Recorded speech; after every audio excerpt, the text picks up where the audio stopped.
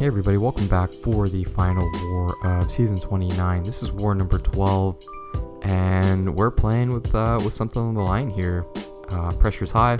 We've matched Matrix for this one. They are a strong Masters tier alliance. They finished in the top 3, I think it was 3 seasons ago. Looks like they're playing fairly clean this season, so it's going to be a challenge for sure. We need to win this one to lock up Masters. If we lose, depending on the matchups around us, we can still make the Masters bracket, but would rather seal it up with a win. We have 5 fights this war. We are starting off on pass 7 in section 1 with 2 fights. I was definitely worried about just with the team that I'm bringing in, as well as I wasn't sure how the Kingpin on Vivified and Brute Force would play out. Then we hop over to path 2 in section 2 with 2 more straightforward fights with a Hercules on strike counter and a Daredevil Hell's Kitchen shortly after. And then we cap off our war with the Green Goblin on recovery, safeguard, indomitable, and vigorous assault, probably the most straightforward fight on the map there. We're bringing in Apocalypse, Archangel, and Cable. Apocalypse is going to take on the bulk of this war with the 4 fights out of 5. He is still unduped, unfortunately, but he's taking on the Tigra on node 7, the Kingpin on 16, the Hercules, and the Daredevil in section 2 on path 2. Archangel is joining the team. He's going to take on the Green Goblin at the end. He will benefit from the Horsemen of Apocalypse pre-fight, since Apocalypse will definitely be ramped by that point. And Cable, as awesome as he is, he's only on the team to be Apoc's hype man here. So I had the choice to use Apocalypse or Archangel here, and I decided I would go with Apocalypse. Just wanted to take advantage of the advanced power boost, knowing that I would be ramped up to 4 charges. I thought that I might be able to kind of burst this fight down before things get sketchy, and as per usual when fighting Tigra, especially in tier 1, you have to be mindful of Mystic Dispersion at level 5, just naturally assuming that most defenders will have that, so it can't really waste any dexes. As you can see, her power bar kind of just goes up there. So I am going to try and bait the special 1 here, which thankfully she does throw it, so I'm not as cornered. I'm going to try to get to my special 2 here, and once I see that she's at her special 2, I'm kind of deciding if I want to try and bait it or see how much damage I can get in if I throw another special 1, which I think I'm going to go for right here. In the back of my head, I'm trying to remember, what does Tigra's special 3 do? Can I tank one? And I don't think there's anything special apart from maybe a rupture being placed on me. I have a ton of health to work with, so at this point I'm like, okay, you know what? Let's just tank the special 3. I think the odds of me dying to this with her at 9% health are really, really, really low. So I thought it'd be safe, and turns out I was right. We are taking a little bit of damage over time, but really it's not that big of a deal considering she's at 9% health. So not really the game plan, but ended up tanking a special 3 and came out okay with all 3 attack bonuses, which is really the only thing I'm caring about at this point. I don't care about the chip damage. I'll pay the price in potions, and you're going to see that theme kind of continues on here. I was worried for this one. This is Vivified and Brute Force. This is a Kingpin. I'm going to use Apocalypse here. The advanced power boost is still active, and obviously I'm going to try my best to bait his special 1. And one thing for me to keep in mind is Brute Force is affected by class relationships, so since I have class advantage here, the Brute Force damage shouldn't be too much, but obviously I don't want to get into a scenario where I'm cornered and I'm just trying to bait his special 1 the whole time while my health pool's ticking down. So he throws his first special 1, which is awesome for us. My plan here is to get to the special 2 and just see how much damage that takes him down to, and kind of just go from there. At this point, I am kind of keeping an eye on the Brute Force timer. It's not too bad. It's okay. I'd rather him throw the special 1. He doesn't, and so at this point I'm like, okay, let's see what happens when we get to our special 2 here. It should do a ton of damage considering we have class advantage. I have power back boosts, and that pushes him to the special 3, and I think that's okay. I think I'm in an okay spot here. I know it's super sketchy.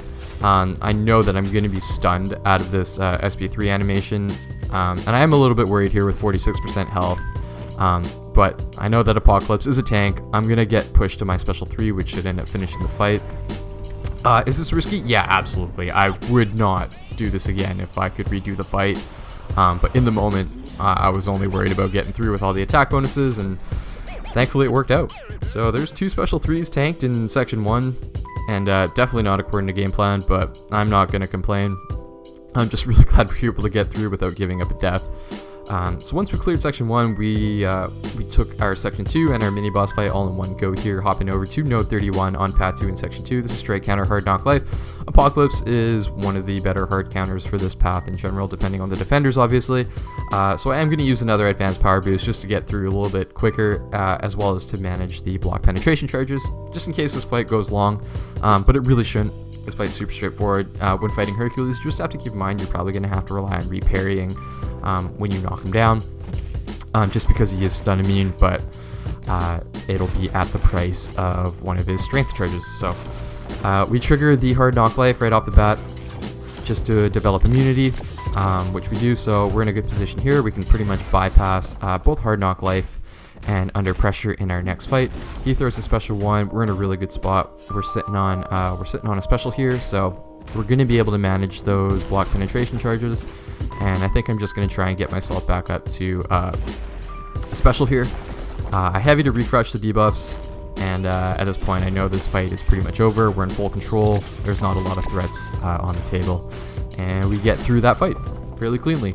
So definitely a better feeling than the first 2 fights of this war. Didn't have to take a special 3 here, which is always welcome, and we're kind of hitting in cruise mode here as we approach the Daredevil Hell's Kitchen. This is straight counter under pressure. This is a really straightforward matchup. We don't have to worry about Daredevil shrugging off debuffs, obviously, because of Apocalypse's base kit. We still have the benefit of the advanced power boost to manage the block penetration charges, as well as just get through this fight a little bit quicker. Yeah, the only thing left on the table is for me to not absolutely blow it. So get off to a good start here, get that first parry. We're going to start with medium light combos, weave in a heavy after that, and that's just to manage the straight counter there. I'm not super worried about it, but just in case this fight goes long, hopefully that chip damage doesn't add up.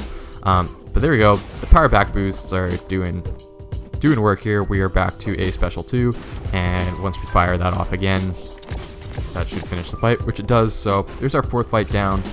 That fight kind of goes by in the blink of an eye. That's a 30-second fight with Apocalypse. So we have 1 fight left assigned to us. This is a Green Goblin mini on node 50, recovery, safeguard, indomitable, and vigorous assault. Vigorous assault isn't a thing here. Green Goblin, when he does regen, it's not in the form of an active buff, so don't have to worry about him being unblockable. Don't really have to worry about anything when Archangel's a horseman here. So the game plan, just parry heavy here, let the Neuros go to work, and just enjoy how broken Archangel is when he's a horseman here. And I also don't have to worry about safeguard too. The ability accuracy from the neurotoxins eventually should bypass it, so you're going to see he's going to end up losing big chunks of health, definitely more than the normal 1%, as you can see is right there. We get off to a great start. He's at 8 neurotoxins, and at this point I can pretty much just back off for the rest of the fight. The neurotoxins will probably finish him, but there we go. We get 10 neurotoxins on him, and I'm not going to punish that. Don't want to get parried. I don't think it would have made a difference anyways. We get through, I think that's 7 heavies, and that mini goes down, and that's the end of our war. So, war number 12, we knew we needed a win to lock in Masters, and a loss means that we would have to sweat it out. And we ended up getting crushed here. We lose 6-14. It wasn't a clean war for us at all. So, does mean we have to sweat it out. Hopefully the chips fall the right way after the leaderboard updates. And just hope for the best. I'm just kidding. We actually finished in the Masters bracket. We finished in the very last spot in Masters, and then there were a few dockings that pushed us up to, I think, 17th overall. But I'll have one more video kind of wrapping things up, and hopefully I'll have that out soon. Thanks for stopping by.